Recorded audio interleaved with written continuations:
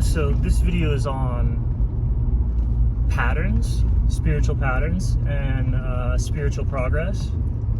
So how do transcendent archetypal patterns manifest themselves in time? Like how could the transcendent and the infinite ever possibly start to connect or touch the finite without the infinite becoming temporal, or without the temporal becoming infinite? Like how is heaven and earth bridged?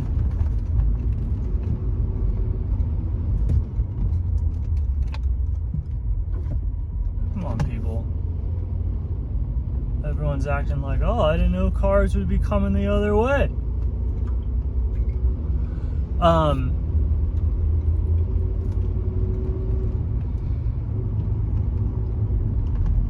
So what happens is that there's, like, if you look at your life outside of narrative, just from the standpoint of consciousness, like imagine the perspective of the consciousness that truly stays within the body and it truly stays itself, like your life pattern, your life force, the thing that's actually here.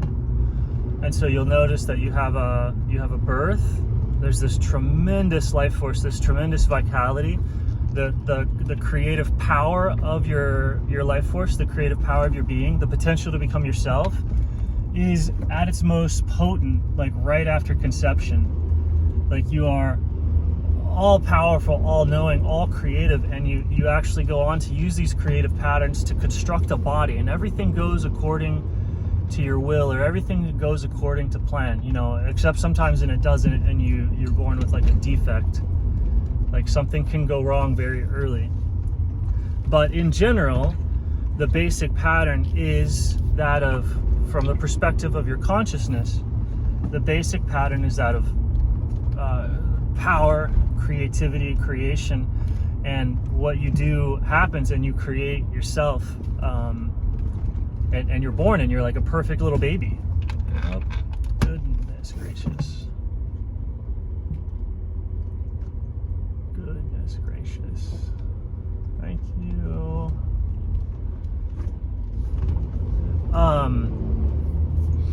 And so then from the perspective of consciousness, you go through life, and it's like, oh, suddenly you're thrust into this world to where it's like you are so all-knowing and all-powerful that you created a body, you created a totality, and then you're born. And suddenly you still have this power of creation, so your body has this vibrancy, and you're growing and developing still into who you are, but there's this input of sensory information that is mysterious and unknown, and you don't understand it. You can't move your body. Like, you don't understand what things are. You don't intellectually grasp anything, so you have this this arena, this area of reality outside of you that is a challenge, that is mysterious, that is whatever. But as you address that challenge, like, you start to learn, you start to grow, you develop language, you develop movement potential, you develop all these things. This is all what the conscious awareness inside your body is doing. This is the experience that it has, independent of any story. And so for a while, it experiences success, just success after success after success after success. And then at some point, aging starts to happen, like injury starts to happen, damage starts to happen. And a lot of times you get injured, you recover, there's still learning. The difficulties mount, though, as you get older. And as you get older and older, it's like everything that you built starts to fail. Like, imagine this from the perspective of your consciousness in your body. Like, you built this perfect body, and it goes forward through time, and there's some force outside of you that your power has limitation. Like, the body starts to age, everything starts to fall apart, the things you learned start to go. Even if you learned it all correctly, perfectly, it still starts to fall apart. It starts to become insufficient. At the very pattern, the very core of your being is an insufficiency that is going to lead to death. Like, even the best lives lived follow this story arc. It's the very foundational pattern of existence. All human drama, all egoic stuff is riding on top of this pattern. So as you're born,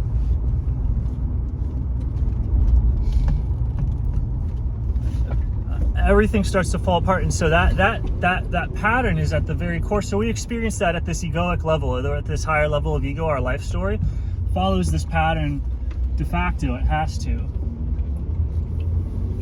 because this pattern is on top of that, right? So this pattern is deeper. You could call it an eternal pattern, and so that eternal pattern echoes in our life over and over and over again. As no matter like what we learn, if you keep learning, if you keep going, you will prove what you previously learned is insufficient, no matter how good you are. If you stay connected to you, if you stay connected to your pattern, that will die. Right? So that's why, like, transcendent knowledge, if you really want transcendent knowledge, you have to not take it. You can't understand it. The deepest stuff, you just can't understand it. Or if you do decide to understand it, you have to know that it's going to die, and you have to be okay with that.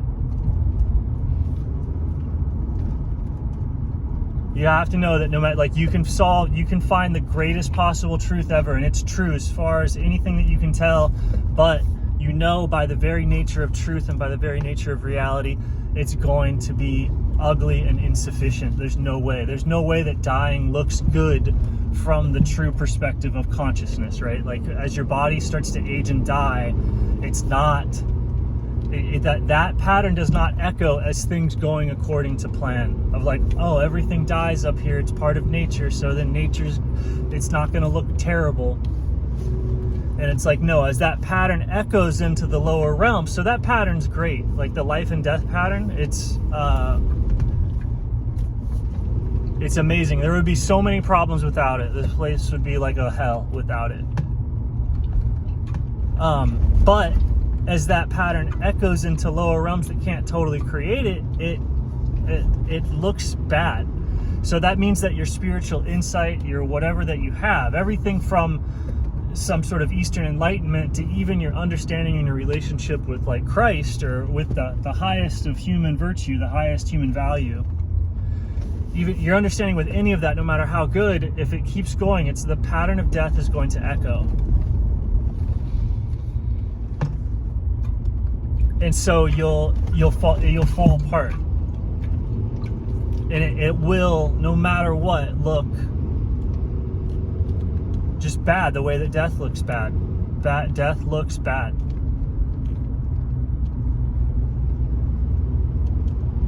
And you can do it gracefully. There is an acceptance of this that is life. Like, yes, but it looks terrible.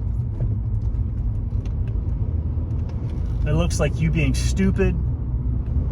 It looks like,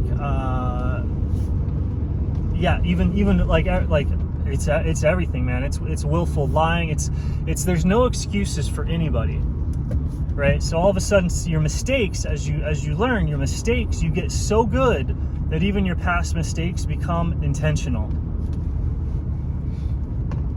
And so when you develop that level of power, skill, control, and creativity, you have to adopt the complete responsibility for mistakes, which isn't like oopsies. It's I did that. I'm really bad.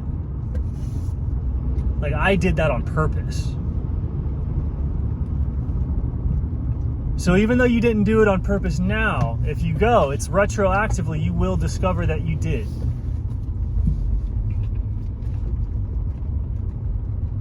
All the mistakes, all of the victimization, all of the trauma, like everything, like that level. So that's that fundamental pattern of life and rebirth echoing. So you know your fate. People don't like to contemplate their death. They don't like to contemplate what's happening, because it leads to that. It will lead to that until you let go of it. Like, once you let go of the truth, and it's like the truth is, by all definitions of this lower reality, yes, what you figured out and what is true, and your goodness and your beauty and all that, yes, it is, yes. But any sort of clinging or identification or attachment to that, because the deeper truth is that cycle of birth death that your consciousness undergoes just from the very act of it being born.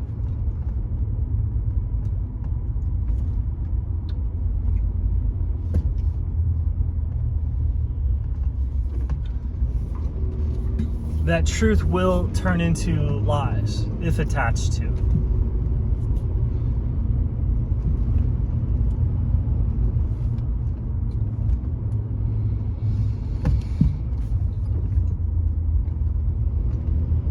And so it seems there are some eternal patterns of things that like you come in and out of, right? This pattern of birth death is what allows the infinite to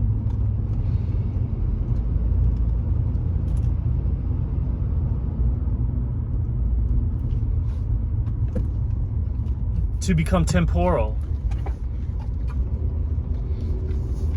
So part of it can be on one side of birth and the other part of it can be on the other side of death. It hasn't been reduced in any particular way, but a part of the infinite has a birth and has a time and a place right there, right then.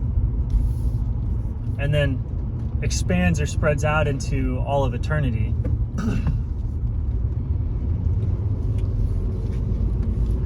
And so it's like the way that the redemption or whatever is through this cycle from the standpoint of your consciousness or your truth. It's like when it falls apart in its totality, that's the point at which it can identify with something closer to the birth process.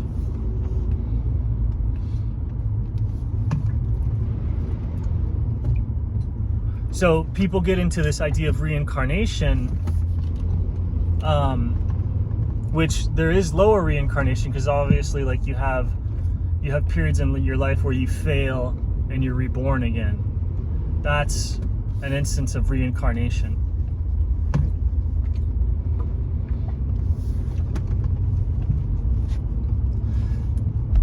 So you could have relationships that reincarnate. You notice reincarnating patterns in your life that happen over and over and over again. They have a birth, they come to it, and then they have a death cycle.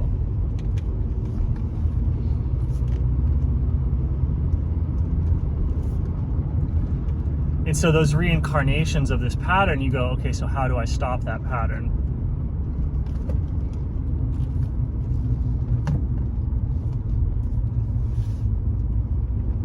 That's the wheel in Buddhism, I think.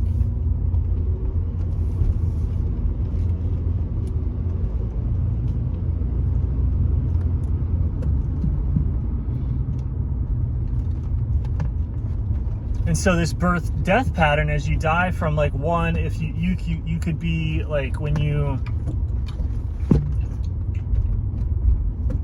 let's say that you're in like a scientific materialism truth and you die to that, something about it becomes insufficient and it falls apart. Then you move into the next ideology that has a growth and a flourishing and suddenly an insufficiency, and it dies. And then that goes into the next cycling. It has a sudden insufficiency and it dies.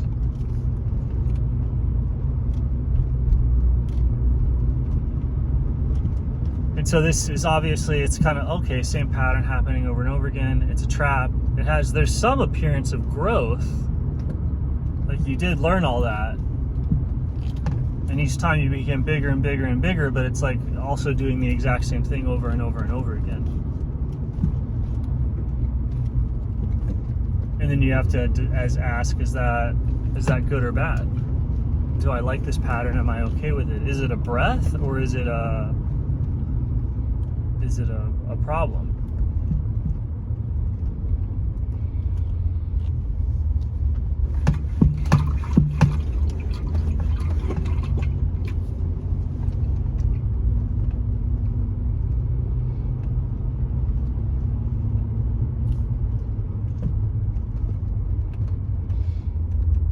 And so patterns in history and stuff, you'll notice they invisibly guide history. These big archetypal, the Platonic forms, right? The heavenly realm, the mathematical formula. you can see in hindsight that they were the rules, like physics, Newtonian physics was there before anybody had met it or had actually observed it.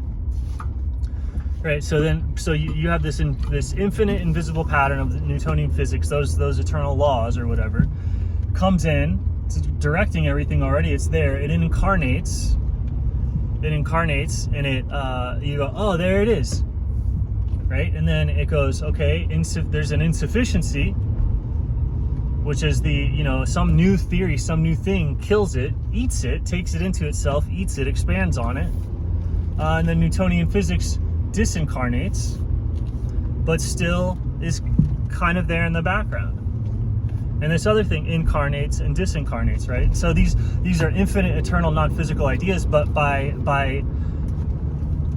you can apply the filter of life and death to eternity and give the thing a body, give it location, life, and that gives it existence. Otherwise, the eternal can't exactly exist in the way that we see perceptions existing, because our things that we notice, thoughts, those exist because they come into being. It's not like if they were always already there. What a dumb idea that is to think about that.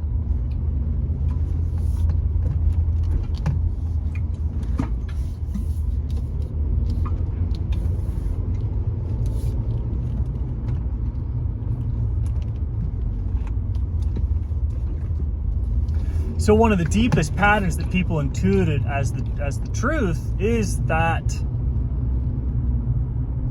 cycle of birth, death, or birth, suffering, death, resurrection. That's the foundational pattern that gives rise to existence. That's the thing that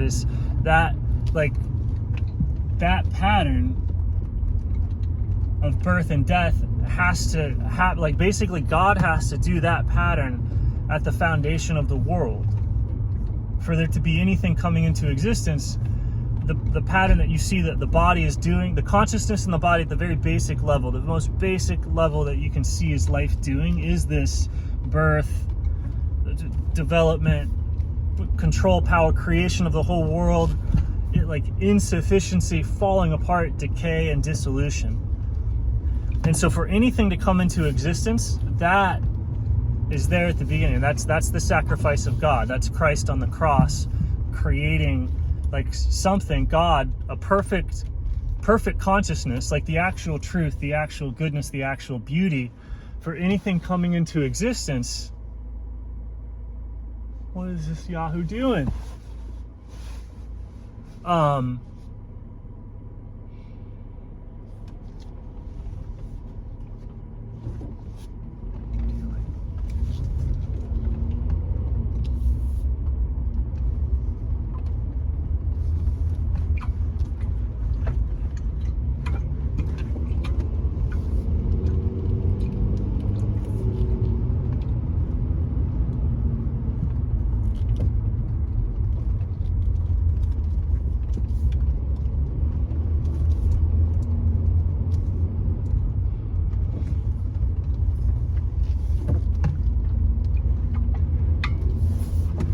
And so that's why Christianity has such a primal place in history, and why people are always aha,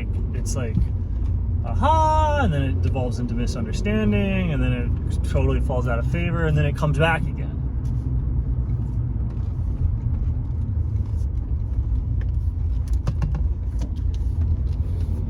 And then everything's doing that. But most things are concerned with something other than that. Right, escape from it, or power over it, or whatever.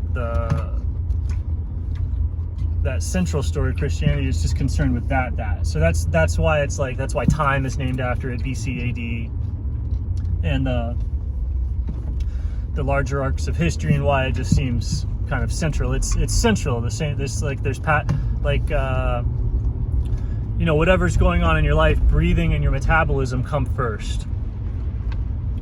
right? Then after that, maybe you're a librarian or a scientist or a gymnast or a homeless person or something like that. That's the other things that are happening, which is like true. So the more true something is, the more it's actually known and embodied, the more in the background it becomes. And the less someone is doing something, the more it's like when it's presented as, oh, here's this object, here's this idea that I know, it's like, okay, you've gone, okay, wow, you've come into existence, and now there's a ticking time bomb. Whatever you bring forth and put into existence, it's done. Like that's the sacrifice of the mother, to understand the feminine, to understand the true creation process, is to like put it forth into existence, to bring perfection into existence, and to know that the ravages of time is going to destroy this perfect thing.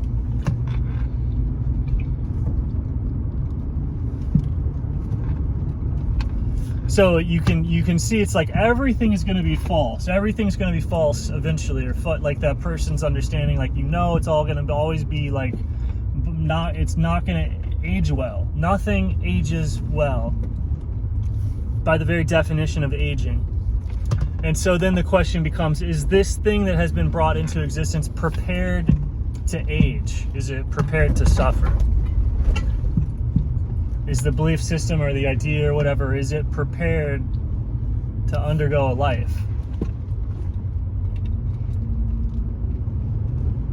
And if it is, then it can reach that maturity level, and you can actually see what the idea is.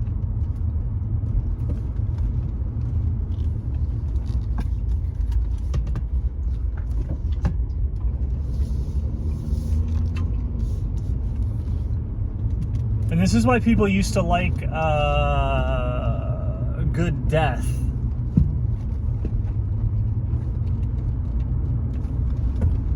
Because that gives you the creative process and divorced from the negative processes of incarnation, right? Like a good death removes the negative process of time from eternity. So because everyone has been cut off from eternity, or there's no like just the scientific materialism, like there's no understanding of like higher pattern at all anywhere. Like people are literally retarded, like unfortunately like retarded. Propaganda and slavery, abuse, trauma, neglect, like poisons. So the understanding of this is like totally gone. So you have beings, you have bodies that are like trying to live as long as possible, with no paying attention to what is a good death or a good life or whatever. It's just like we're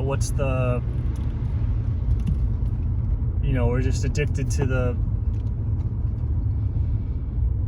whatever. It's like, yeah, it's almost like I'm not even ready to put something out there like that, what it is.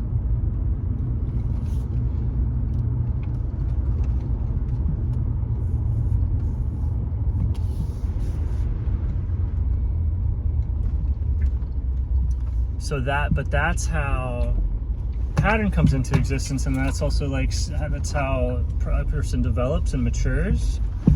And so also what can happen is that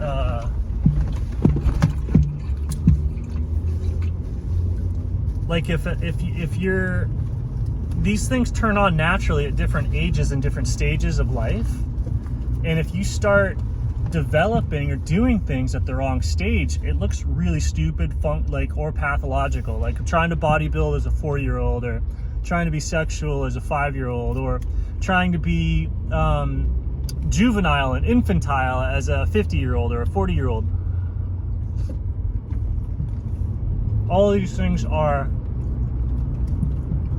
it just doesn't go well. It's dumb. And if your maturity is out of phase, usually because of trauma, like somebody will introduce you to something too early, and you'll start working on it before you have a body for it. like, your physical body has to be born, it has to develop, and it has to mature before you can, learn some things like bodybuilding or sports or whatever. It has to happen naturally. And if somebody gets you involved in it in an unnatural sequence, you can get hurt. Or it's just dumb. It like doesn't work. Like bodybuilding doesn't work before you go through puberty. Or fighting doesn't work. Martial arts doesn't work. Athletics, like some things don't work. And no matter how hard you try at adulthood, before you have an adult body incarnated, it just doesn't work. So there's things like the mental body or even the ego, and if you try and work on those things before it's actually there, nothing happens. So a lot of spiritual practices are young kids that have not gone through puberty. A lot of us, like, you get exposed to it online, you get these ideas too early. And if you're given an idea correctly and wisely, there's no such thing as too early. Like, you kind of can, like, but it's usually through some sort of like molestation. Like a lot of spiritual teachers they're not exactly like away. They're grooming and like molesting the mental body. They're grooming or molesting these higher faculties of like, they want them to, their job is to like turn you on, right?